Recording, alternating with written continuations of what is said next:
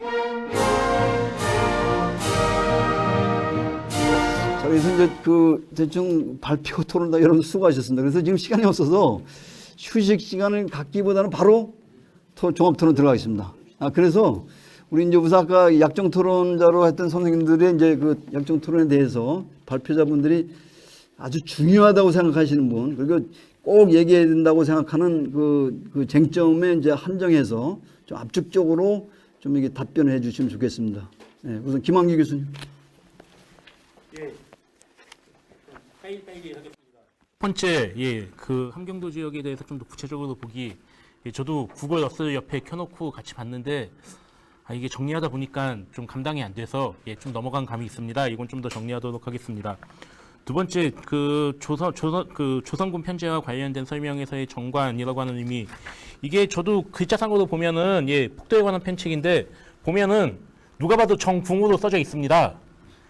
딱 명백하게 정궁, 궁자로 써져 있는데 이게 정궁 용례 찾았을 때 도저히 정궁 가지고는 의미가 나오지 않더라고요. 그래서 정궁 용례 찾아보면은 뭐 경복궁 나오고, 각종 신사 종류들 나오고, 그래서 이 정궁이 도저히 단어상 의미로서 말이 안 돼서 정관 용례 찾아봤는데 정관 용례도 명확히 정관이라고는 할 수 없지만 그래도 정관이라고 하는 그 용례가 각 부서에 으뜸가는 직위를 가진 사람들을 정관이라고 흔히 칭하기 때문에 이게 아무래도 그러니까 이 문서를 작성한 사람이 정관을 정궁으로 오기해야지 이게 좀 정상 맞지 않을까라는 생각이 들어서 내가 왜 이걸 하는 다른 것 때문에 그런 게 아니라 나는 혹시 대충 그 민방도에 연결시킬 수 있는 키워드가 전국에 있었나 싶거든요. 그래서 저도 그거와 연계돼서 생각한 게 이 정관이라고 했을 경우에는 아무래도 이런 조선군 지휘체제 같은 데서 좀 어느 정도 직책이 있는 사람이 된다고 하면은 1분대에서 차도선, 홍범도 등은 지휘관 3명 빠지고 그럼 나머지 5명을 지휘하는 어떤 소대장 같은 역할에 본부중대 박격포 소대장 같은 역할에 어떤 직책으로서의 정관이라고 해야지 좀 말이 더 되지 않나 싶어서 이런 추정을 한번 해본 겁니다. 저도 이거 쓰면서 너무 고대사 스타일의 글쓰기 아닌가라는 좀 생각이 들었는데 그래도 이게 용어가 너무 좀 말이 안 되는 좀 정국으로 했을 경우에는 도저히 좀 안 나와가지고 한번 이런 시도를 해본 거였습니다. 그리고 이 귀순의 어떤 이 논리라고 하는 거 저는 좀 어쨌든 이게 실리적인 면이 분명히 있거든요. 그래서 뭐 감형 딱 받으면 좀 비겁해 보이긴 하지만은 딱 그렇게 한 다음에 실리적으로 자기 몸도 고문에서부터 보호하고 전력도 온전히 유지시키고 그런 다음에 동력을 이끌어 나갈 수 있는 여지가 생기는 것들 좀 그런 거에도 좀 폭넓게 의미 부여를 해줄 필요가 있지 않을까라는 생각에 이 논리를 전 개인적으로 밀고 나가고 있는데 제가 발표할 때마다 이것 때문에 늘 논리적 완성도를 높이도록 하겠습니다. 그리고 4번은 너무 좋은 지적을 해주셔서 이런 자료들 참고해가지고 앞으로 완성시키는데 좀 더 노력해 보도록 하겠습니다.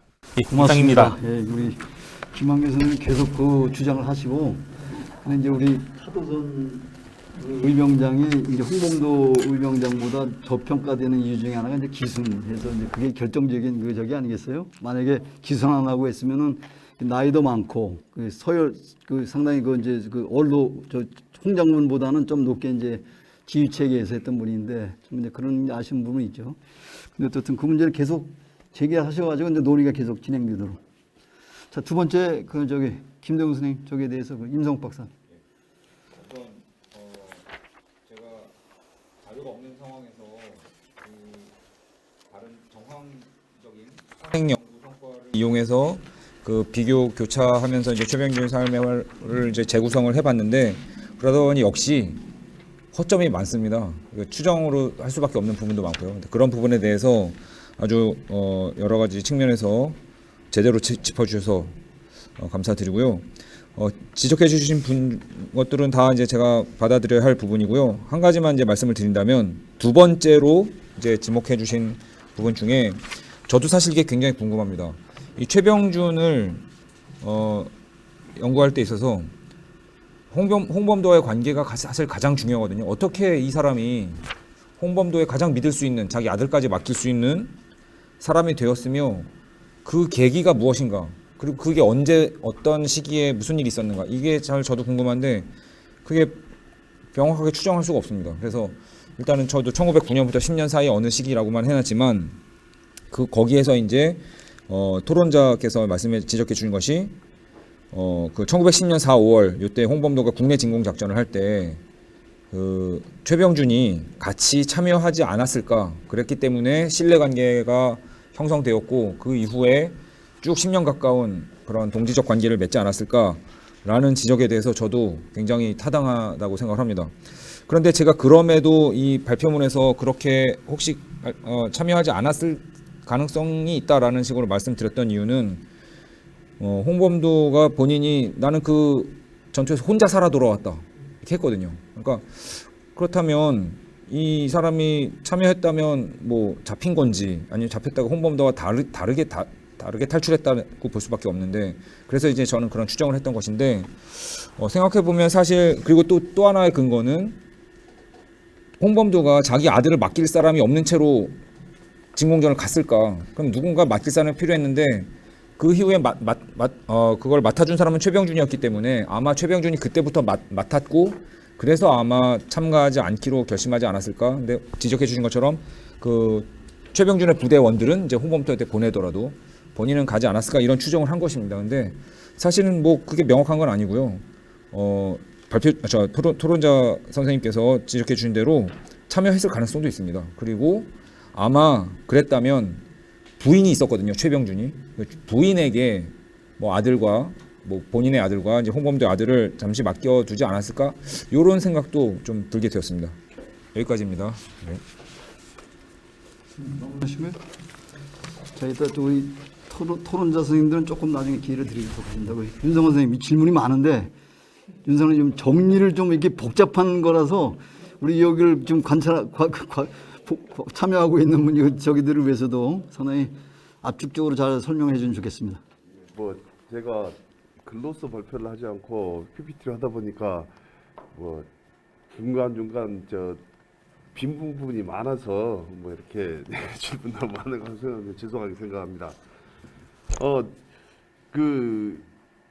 건방진 소리인지 모르겠습니다만 역사를 연구를 하면서 이렇게 사실 사람들이 사는 게 일관된 하나의 그 흐름을 가지고 쭉 그것대로 살지는 않을 테고 뭐 그것으로 이제 모든 걸 정리를 한다는 건 조금 올바른 방법은 아닌 것 같기는 합니다. 하지만은 그래도 역사를 연구를 한다는 건 어쨌든 그런 상황 속에서도 하나의 이제 일관된 입장이 뭔가를 좀 추정을 하고 거기에 맞추어서 그 진행되었던 일들을 이제 바라보는 것이 좋지 않을까라고 하는 생각에서, 그러니까 자유시 사변 그 이전 이후에 이제 홍범도의 입장을 하나의 이제 일관된 축으로 바라보면 무엇이었을까라고 하는 입장에서 이제 군대 통합이라고 하는 관점으로 이제 바라봐는 게 맞지 않을까라고 하는 이제 그 전제 속에서 이런 것들이 출발을 했던 것이고요.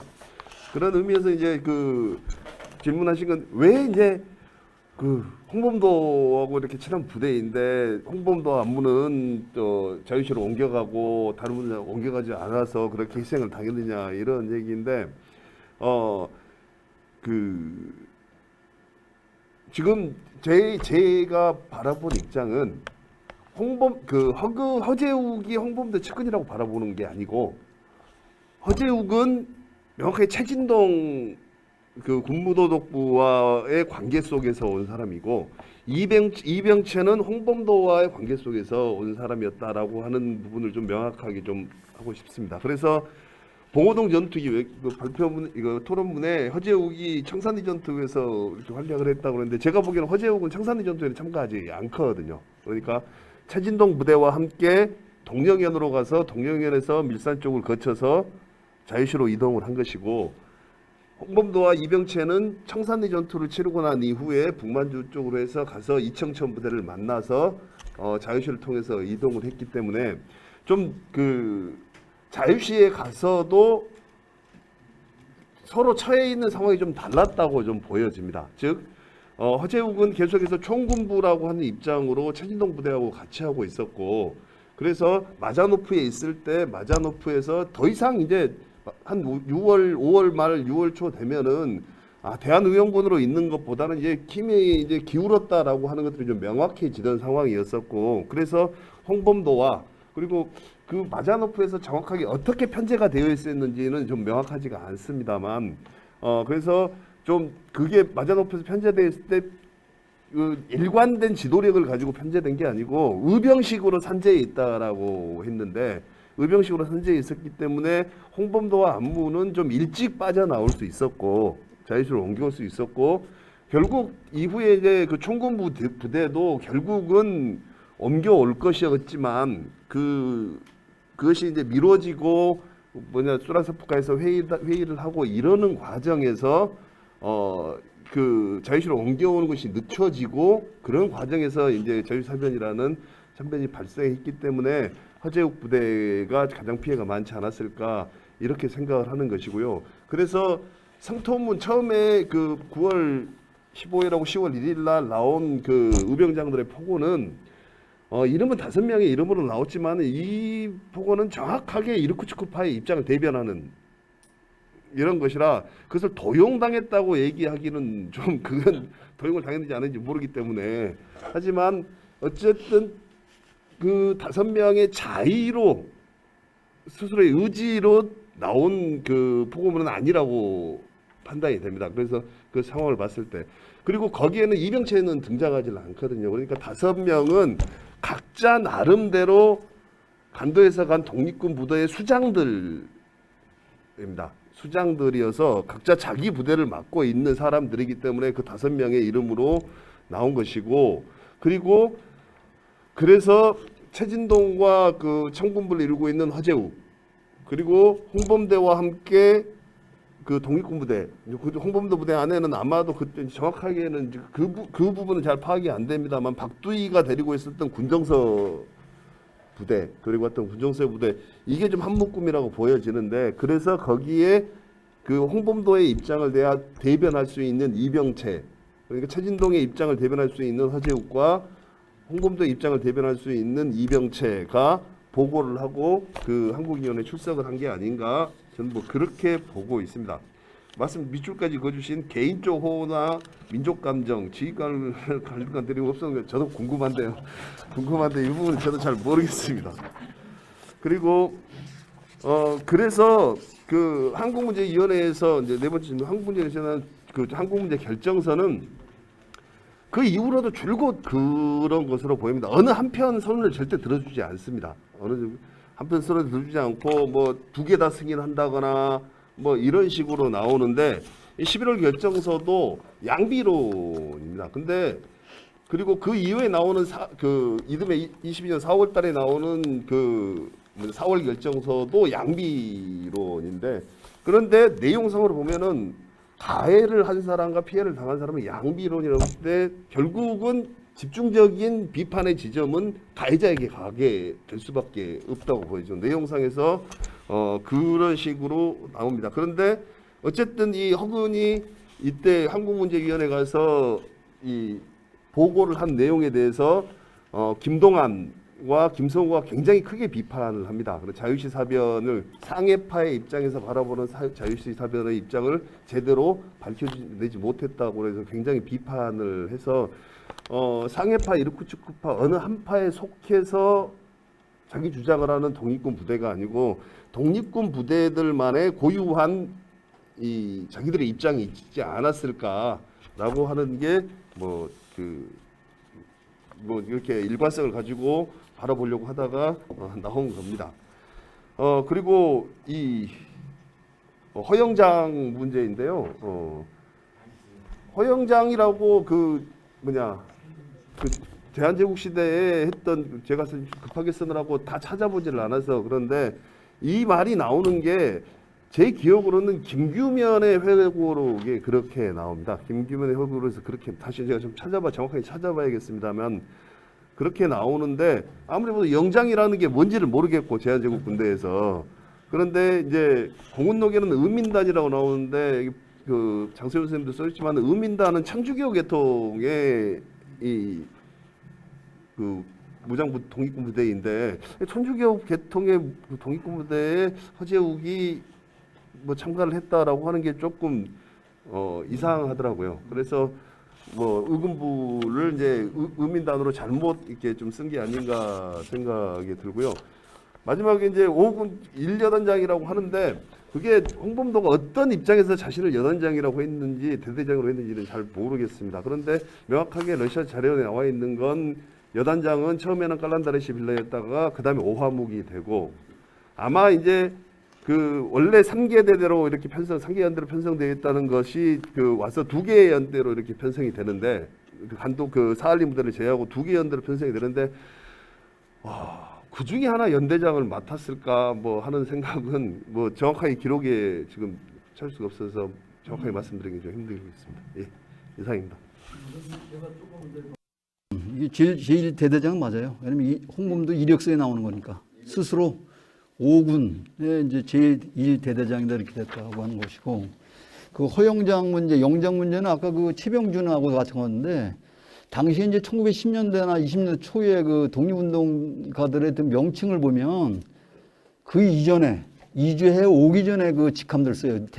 정식 국가에 대한제국이나 그 조선시대 때. 그래서 이 허영장의 경우도 지금 뭐 이 망명한 이후에 붙인 거라기보다는 그 이전에 국내를 떠나기 이전에 그 직책으로 봐야 되는 게 맞다고 봅니다. 그것이 일반적으로 예를 들면 대한제국의 그 군대에 있던 뭐 이동희 같은 경우는 이참영, 이각 같은 경우도 이창영, 유동영, 이창영 이렇게 부르거든요. 물론 그 다음에 이제 임시정부나 이쪽 군 단체 쪽에서 이제 공식 직함을 받으면 이제 그거로 불리지만 이총리 이렇게 불리지만은 그 전까지는 대체적으로 그 대한제국 시기 또는 그 이전의 직함을 써요. 그 관직에 있는 걸 존중하거든요. 그 당시 그 일반적으로 얘기할 때. 그리고 이제 그다음에 지금 요거 관련돼서 요것만 제가 아까 나중에 다시 말씀을 드리려고 그랬는데 이 말씀이 나오셔서 그 연장에서 이게 그 김정규 일기에 보면은 이 독립군단이 만들어지기 전에 이게 10년대 그 초기 이때 허영장이 나와요. 그래서 이거는 그 전에 직함이 맞는다. 그렇죠. 독립군단 당시의 직함은 아니다. 그리고 이제 그 명이 아까 내가 우리가 이제 간담회 할 때 얘기한 건데 그 이제 이 간도 독립군들 그 지도자들을 이름으로 된 거 지금 근데 윤상호 선생님 물어보고 싶은데 그 노동 그 두 개 있잖아요. 그 1900 그 노동 군중에게 고려 노동 군중에게 보내는 거 9월 15일자인가? 그리고 10월 1일자에 자유참변에 관한 의병장들 뭐 있잖아요. 그게 그 한인 그 독립군 지도자들 이름만 있어요? 아니면 고려 공산당 뭐 군정위 그 고려 또는 군정위의 이름이 있어요? 아니 그러니까 같이 한 거니 아니면 독립군들만 단독으로 한 건지 명의가? 명기가요. 고려혁명군정의회에 그러니까 그 사람들 이름은 안 나오고 고려혁명군정의회의 의병대 대표자입니다. 그러니까 저기 내가 좀 물어보고 싶은 거는 이제 11월 1일자로 지금 이제 마니페스토라고 되는데 거기 경고문을 보면은 거기에는 이제 이 아까 똑같은 이름이 다 들어있고 독립군 그 수령들이 다 들어있고 그다음에 이제 그 고려군정의회 문명부가 돼 있어요. 문명부. 그거는 이륙구직파죠. 그러니까 그 1년의 과정을 보면은 제가 이제 도용했다는 거는 내 주장이 아니고 1922년 저기 김동완, 최진동, 홍범도 이 세 사람 명의로 저기에 그 보낸 거 있잖아요. 그 소비에트 정부에다가 항의하는 거를 보낸 거. 그래서 시미어스키는 이륙구직파를 비판하는 거죠. 거기에 그렇게 썼어요. 1년에 이 모든 매니페스토들이 그럼 자기들에게 서명을 강요하고 그래서 거부하니까 자기들이 도용을 해서 썼다 이렇게 돼요. 그게 맞는 얘기로 봐요. 그렇기 때문에 허정장이가 허근하고 이병채가 10월 그 말에 그 발표한 거 경고문 아니 보고문 그것이 이제 가능할 수 있던 거고 또 하나는 이 양반들이 자기 힘으로 한 게 아니에요. 허근하고 이병채가 어떻게 이렇게 측에 모스크바까지 돈도 없을 뿐만 아니라 거기를 무슨 저기를 허가를 받고 합니까? 그거는 슈미에스에게 파견한 거예요.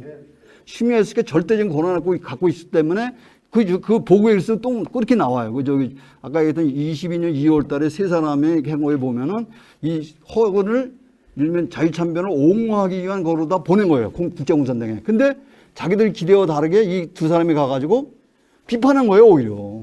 자유참변에 대해서. 그러니까 당황한 거지. 그래서 원래 고려혁명군 대표로 그 민족대회에 그 참여하기로 했던 건데 그 대표권을 뺏었다고 이렇게 나온단 말이에요. 그 문건에.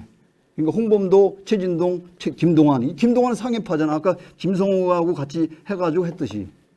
그래서 이런 문건들을 내가 볼 때는 그전에는 막 혼란스러웠잖아요. 그 홍범도 장군이 그 재판관으로 참여한 거라든가 그 대회에 소위 원동민족혁명단체 대표로 간 거 이런 게 모순들이 있는데 이 지금 최종적인 시기적으로 최종적인 문건이잖아요. 이게 9월 달부터 쭉 나오던 거에다가 11월 뭐 12월 아까 내가 좀 소개를 했습니다만 12월 14일에 보면은 김동완한테 이 27명의 그 독립군 장교들 거기는 최진동부터 해서 그 홍범도, 최영, 이병채, 이청천, 안무 그다음에 밑에 슈아의 소대장까지 다 들어있어요. 명단이 한글로 돼 있고 러시아어로 번역이 돼 있어요.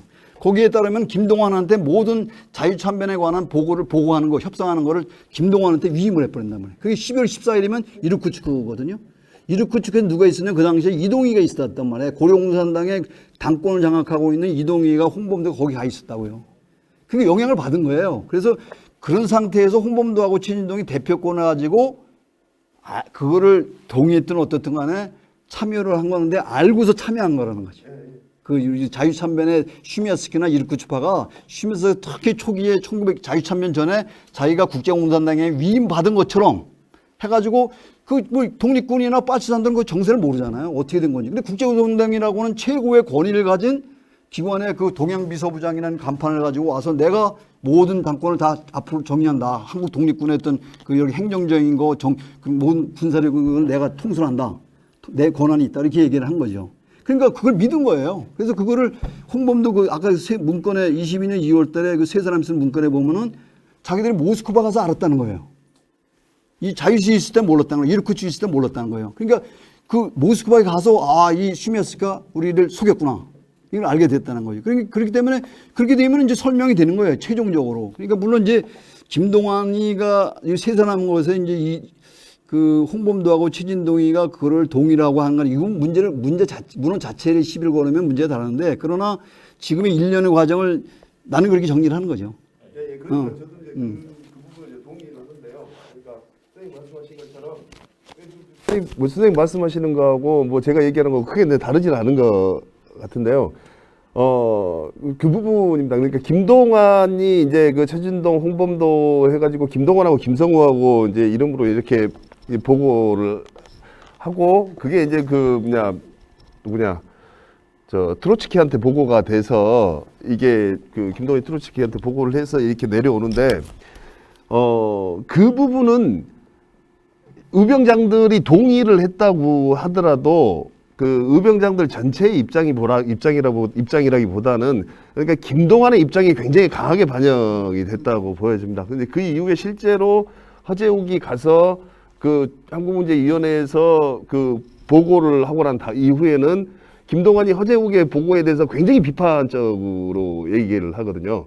그러니까 자유시사변의 실상에 대해서 제대로 얘기하지 않는다. 라고 그렇게 이제 그 김동완과 김성호가 그렇게 비판을 해서 그러니까 이게 일련의 흐름 자체는 그 흐름이 맞는데 이제 그 의병장들의 이 흐름을 그 상해파하고 동일시해서 이렇게 얘기하는 것은 조금 무리하지 않을까 그런 동일시되지는 않는데 근데 하여튼 윤성원 선생이 지금 독립군 지도자들이 독자적인 어떤 그 뭐냐면 상해파나 이르쿠츠파가 아니라 독자적인 길을 걸었다고 하는 거는 상당히 대담한 가설이에요. 대단한 가설인데 과연 그런가 그 상황에서 그건 이제 검토해 볼 만한 있어요. 근데 여기서 너무 논쟁하면 안 되는데 제가 좀 사회자가 좀 약간 무리했습니다. 저기 김현주 교수님 미안합니다. 에 대해서는 더할 나위 없이 비극적인 삶을 뭉동의 삶이 보여주는데 그냥 독자 없는 그 작가였긴 하지만 문근동이 보면은 콜로지에서 강담사 역할을 한 걸로 보여요. 강담사 역할. 콜로지 집단 노동에서 구술문학 이렇게 얘기꾼이라고 그 아버지를 기억하는 문게라시의 말에 보면 아버지는 바이올린을 잘 연주했고 많은 사람들에게 이야기를 해주는 이야기꾼이었다 이렇게 얘기하는데 보면 그 많은 그 한국의 고전 소설과 한국 설화들을 어떻게 기억하고 있을까 이 사람이 생각해보니 그런 콜로지에서 강담사 역할을 했던 걸로 저는 봐서 그와 관련된 논문을 낸 적이 있습니다. 그 설화 같은 것도 아까 함경도와 관련성 또 작품 속에 많이 나오거든요. 함경도 사투리도 나오고 그래서 북한 문학과 했던 북한과 뭔가 친연성이 있고 그런 사람들과 이런 이야기를 공유했지 않을까. 그래서 독자가 책으로는 독자를 만나지 못했지만 끊임없이 그런 이야기를 통해서 독자를 이렇게 옛날 그 판소리처럼 이렇게 청자를 두고 늘 이야기를 즐기는 그런 사람이었다는 생각이 듭니다. 그 다음에 두 번째 고려인 문학에 대한 정의는 제가 아직 고려인 문학에 대해 더 공부를 해야 정의를 내릴 수 같고, 제가 본 그 작품을 통해서 생각한 거는 아까 말씀드렸다시피 고려인들의 어떤 독특한 정치적 위치에 대해서 생각해 보게 되었거든요. 한편으로는 이렇게 작품을 보면은 왜 그 강제 이주는 없을까 이런 생각을 제가 먼저 했던 거를 반성하면서 이 사람들에게 귀속 의지도 있었다.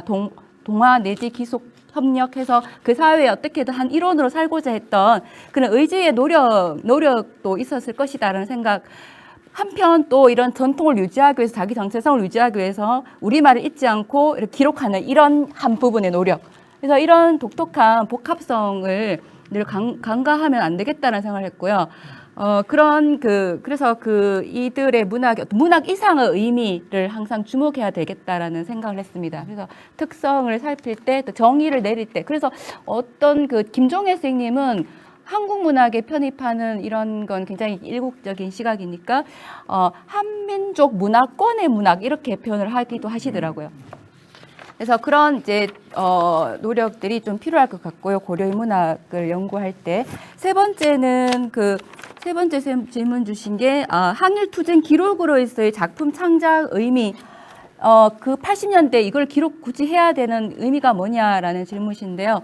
이게 시대를 떠나서 누군가는 꼭 해야 되는 작업이었던 것 같고, 작가 개인의 어떤 평생의 과업으로 분명히 생각했던 것 같습니다. 그래서 80년이 아니라 90년대까지 오래 사셨다 하더라도 그때서도 기록을 했을 것 같고요. 반드시 기록이 필요한 작업이었고, 그래서 이거는 개인적인 어떤 차원을 넘어서 어떤 소명의 어떤 그 결과물이라고 생각이 됩니다.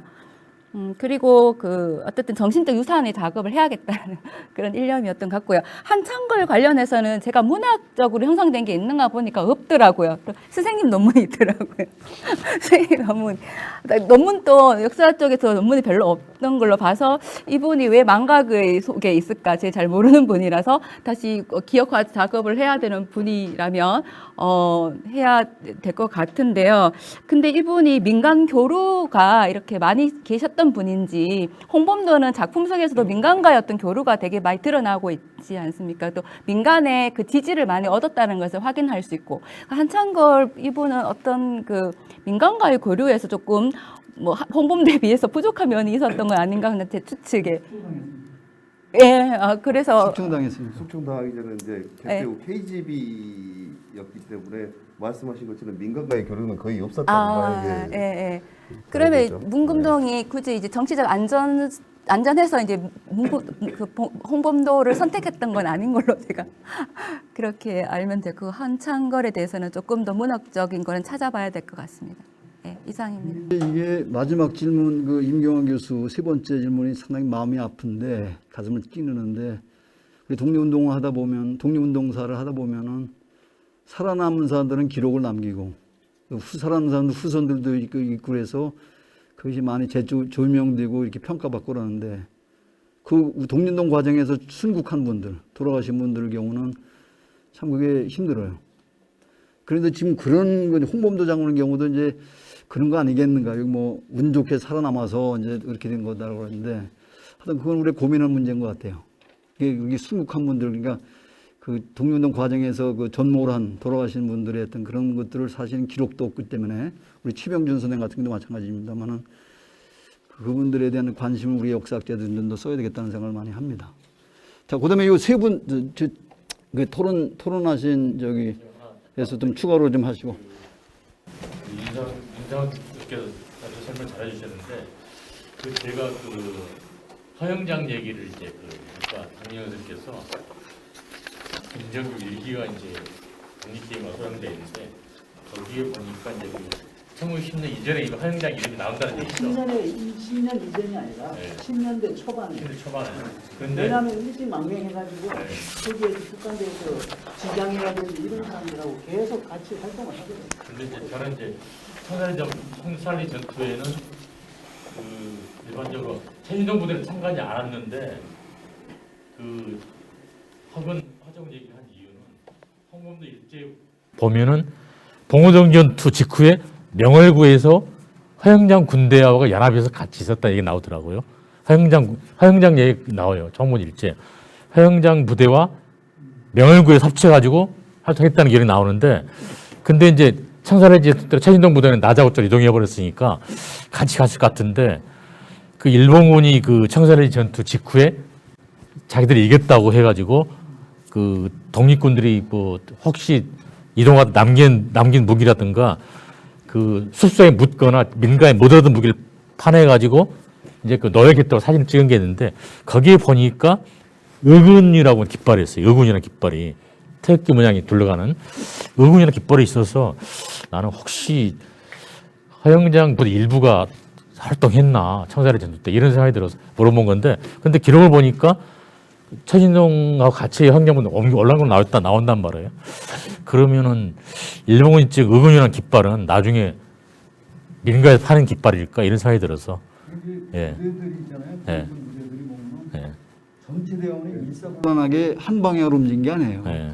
국민군 같은 대한국민의군이 국민의군도 이제 국민군이 정확한 국민군인데 대한국민군인데 그 안무 경우도 지금 애매하잖아요. 지난번 우리 6월달에 발표한 것처럼 청산전투에 참여 여부가 애매한단 말이에요. 안무는 일반 그러니까 이제 국민군 같은 경우도 이렇게 분산돼 있었어요. 그러니까 이제 움직이는 경우도 있고 동으로 가는 경우도 서로 가고. 그러니까 이제 그런 가능성이 있어요. 지금 정선께서 지시한 대로. 그런데 문제는 뭐냐면 독립신문에 그 군무부에서 발표한 거에 따르면 제일 그 연대장, 제2연대장, 제3연대장에서 거기에 최진동이 나오잖아요. 예.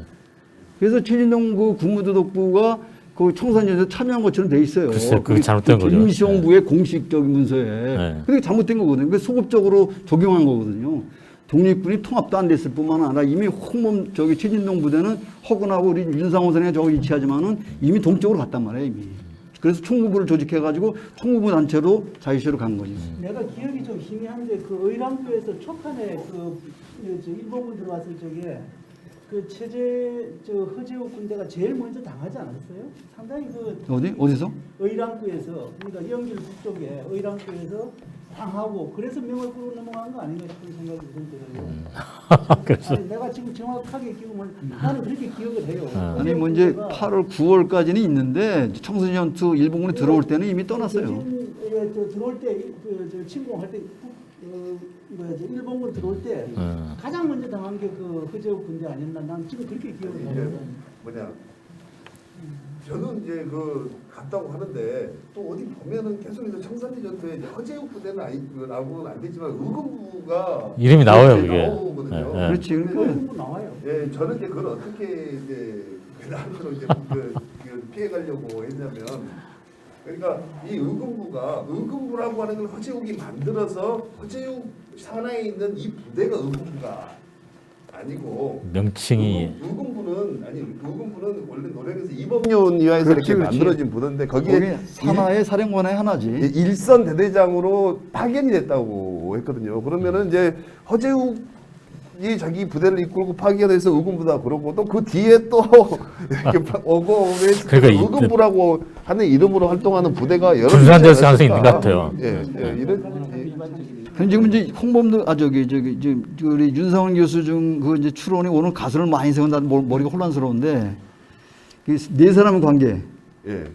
홍범도, 최진동, 허근, 이병채 관계인데 그 재밌는 거예요. 허근은 최진동의 측근이고 예. 나이 차가 몇인지 아세요? 나이 차이가 허근이가 1864년생이고 최진동은 80년대생이에요. 아마. 그렇죠? 6개 어리죠. 이병채는 1875년생이에요. 홍범도는 1868년생. 그래서 오히려 그거는 잘못된 것 같고 좀 원래 허근하고 이병채는 거의 측근 아주 가까운 사람이에요. 둘이 상당히 깊어요. 그래서 이병채가 홍범도 부대로 간 거는 허근 부대하고 홍범도 부대가 홍범도가 러시아에서 들어올 때 허근 쪽하고 연합이 돼요, 일시적으로. 그때 이병채가 그 참모로 들어간 거예요. 그래서 박경철은 그 유고문에서 나오는 그 말하면 그 동포들에게 바치는 유고문에서 홍범도 대장, 그 대장 홍범도 그다음에 참모 이병채, 박경철 할 때 박경철은 국민회에서 파견한 거예요. 이병채는 허근 쪽에서 나간 거예요. 그래서 이병채하고 허근은 아주 뗄래야 뗄 수 없는 아주 긴밀한 관계입니다. 우리 두 분이 분리된 게 아니라. 그렇기 때문에 이륙구 측에서도 같이 간 거예요. 그리고 또 하나 김한기 선생님께 물어볼 거는 제가 박민선 선생님도 홍범도 의병 논문을 쓰셨는데 제가 홍범도 책을 논문을 쓸 때 북한에 나온 어릴보라는 사람이 쓴 홍범도 의병대에 대한 논문을 역사과학 시간을 보니까 거기에 의병이 4명 구성되어 있잖아요. 화약 넣는 사람, 총알 넣는 사람, 불 붙인 사람, 쏘는 사람 4사람 되어 있다는데 아까 김학의 선생님이 보여준 조선시대 장지항에는 무신이 쓴 총 윤방도 거기도 보니까 대열은 5줄인데 쏘는 사람 4사람 나오잖아요. 공자 4사람. 그래서 기본적으로는 4인이 맞는 것 같아요. 근데 4인 체계를 유지하기가 사실은 아주 정연한 진지 매복전에서 가능한데 이동전에서는 4인 구성이 굉장히 어려웠을 것 같아요. 그리고 또 하나는 차조선이 차천리인가에 대해서 저는 강인권 선생 책에 차천리라는 말을 듣고 가능성이 있다 생각했거든요. 차조선이 차천리가 아닌가 나는 동일인이라고 볼 가능성이 크다고 생각해요. 저는. 해방 직후에 독립운동 하셨던 분들이 만든 기록 한국 독립사에는 뭐라고 그러냐면 강계의병장이고 그다음에 독립군단도 나와요. 그런 독립군단에 소속된 그런 인물이다. 그렇게 나오니까 독립사가 좀 오류가 물론 오류가 있는데 그래서 이제 그게 같은 인물인지 천리라는 인물은 틀림없이 그거는 그냥 배로겠죠. 본명은 아니겠지. 그래서 김일성 회고록에는 보면 하루에 천리를 간다고 해서 천리다. 그렇게 붙였잖아요. 예? 김일성이 만난 시점이 언제냐? 나 그거는 기억을 못 그게 하겠어. 아마 20년대일 거예요. 1863년생인데 20년대. 20년대 김일성이가 그럼 그거는 몇 살 때죠. 그런데 하여튼 가서 차천리 만났다는 기록은 확실하게 내가 지금 기억을 해요. 그리고 이제 하나만 국장님 지금 우리가 몇 시까지 해야 돼요? 10시 다 됐네. 조금 시간이 있어요? 한 10분 정도만? 하나만 그러니까 시간 다 반무로 갑시다. 이거 이병채라는 인물 있잖아. 이병채. 너무 짧아. 이병채. 이 고흥 사람이잖아요. 내가 친작부터 나도 이병채를 보려고 노력을 했는데 이거 미스터리예요. 사실은 이게 간도 가가지고 독립운동 무장투쟁한 그 단계 이전에 이분의 출신이라든지 바운다리가 배경이 굉장히 미스터리예요. 이게 관동창의록에 민용하고 가장 핵심되는 인물이 이병채잖아요. 저도 그게 좀 헷갈리더라고요. 근데 그게 이병채라는 이름이 굉장히 독특한 이름인데 그건 왜냐면 관동창의록은 동시대 기록이기 때문에 거기에 이병채가 나오거든. 그런데 거기는 목천인이라고 나와요. 목천. 근데 목천이 어디 목천인지는 모르겠는데 독립기념관 목천이 아니겠나 싶어요. 그냥. 그래서 목천인 이병채인데 요 북내 북내 산록이라는 거 있잖아요. 이 독립기념관에 이거 있어요. 이거 있는데 보면은 홍두깨 같은 소리 막 나가거든. 나라 망하기 그 무렵에 2,000명을 남산에 데리고 와가지고 무슨 의병을 하고 이런 소리가 나와요. 그래서 그리고 이 고흥 사람인데 이 두 사람 관계 그러니까 관동창의록에 나오는 이병채하고 다른 사람일 수 있다라고. 다른 사람이라고 인정이 되는데 또 그것도 단정을 못 하겠는 거예요. 그래서 이병채라는 사람이 우리 무장투쟁사에서 굉장히 중요한 인물이잖아요. 그런데도 불구하고 이분도 전혀 미스요. 그래서 홍영기 선생이 혹시 필요하면은 홍영기 선생이 이병채를 정리한다고 전에 내가 들었던 것 같거든요. 그래서 내가 자료도 카피해주고 했던 기억이 있으니까. 그러니까 이 고흥에서 태어나서 독립무군부 전라북도 이걸 맡았던 건 이게 연결이 되는데 그 중간에 또 저 관동창이 들어가니까 이게 미스터리인 거예요. 이 북내 선록이 장 선생이 소개한 거는 지금 어떻게 학계에서 활용하고 있나요? 그게 제 국사편찬의 원본이 있고 독립기념관은 사본이 아닐까 싶어요. 사본인지 모르는데 정확하게 제가 사본을 복사해서 갖고 있는데 자세히 보지는 않았는데 좀 진짜 이야기 어려운 게 많이 나오더라고요. 박 선생 말씀대로. 그래서 어쨌든 오늘 시간이 직원들이 퇴근한다니까 우리가 또 붙잡을 수 있을 수는 없고 어떤 이제 홍범도 장군의 동지들 관련하고 또 우리 귀중한 문금도 선생 참 가슴 아픈 고령 작가인 묻혀져 있던 독자 없는 작가 참 마음에 와닿는데 아버지와 홍범도 해서 오늘 상당히 흥미로운 그 저기를 했습니다. 근데 발표와 토론이 됐는데 이제 홍범도 장군이 이제 그 특히 이제 저는 조금 이게 아주 그 유보적인 문제가 많이 있어서 여러 가지 아까 말씀드렸지만 상충되는 그 자료가 있고 어떤 이제 행적도 그렇고 여러 가지가 있는데 좀 더 우리가 심도 있게 좀 논의를 해봐야 될 것 같아요. 특히 이제 아까 그 장 선생님 지적하신 것 중에서 홍범도 장군에 대한 그 상해파 쪽에 부정적인 의견이 있느냐 이렇게 보면은 대체적으로 부정적입니다. 그러니까 예를 들면은 그 아까 이제 그 김호남 두 사람이 이제 그 하바롭스크에서 23년도에 이제 홍범도를 이게 저 제하려다가 이제 이빨 부러지면서 이제 두 사람이 죽었잖아요.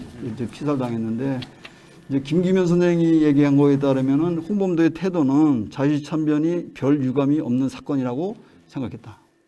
그리고 홍범도 일지를 보면은 이게 이제 자유참변 관계된 거예요. 레닌께서 저를 불러오라고 사단이 내려오므로 제 레닌에게 들어가서 배운 일도 있고 말씀에 대답한 일도 있다. 자유의 사변을 묻는데 몇 마디 대답한 일이 있었다. 그리고 홍범도 이력서 아까 소리 드렸는데 28년대에 보겠다면은 동짓달에 1921년 동짓달에 이건 약간 음력이 있기 때문에 틀립니다. 모스크바로 레닌 동무에게로 1921년 자유시에서 조선 빨치산을 어간의 뉴열적 사변이 난데 대한 보고를 하려고 조선 빨치산 대표로 갔다. 이런 게 있어요. 그게 상당히 애매한 표현들이고 이제 조금 그런데 어쨌든 상해파는 이 홍범도 장군이 중립적인 태도 자체를 취했다는 것 자체도 불만족스러운 거예요. 그 자체가. 왜냐면 그는 일종의 그러니까 가만히 있으면 제3자에 있는 것처럼 가해자 쪽에 가담하는 거거든요. 실질적으로 그 진영에 또 가담을 했고 재판관은 참여했을 뿐만 이런 문제가 있어요. 그러나 우리가 이제 홍범도 장군이나 자유참여의 여러 가지 독립군들의 어떤 그 저기 행적을 평가할 때는 그 시대의 그 국제적인 관계 우리가 지금 반공주의 입장이나 냉전 시대 입장에 가지고 왜 소비에트 러시아로 가느냐 볼셰비키들하고 손을 잡느냐. 근데 일찍 만주나 연해주에서 이미 일본군이 들어와가지고 깽판을 치는 상황에서는 도저히 거기서 버틸 수 없었던 거잖아요. 그렇기 때문에 그냥 하루라도 저기가 쉴 수 있고 무기를 더구나 무기도 준다고 하니까 할 수 있는 그쪽으로 간 겁니다. 소비에트 러시아가 점령하고 있는 그 원동공화국으로 간 거죠.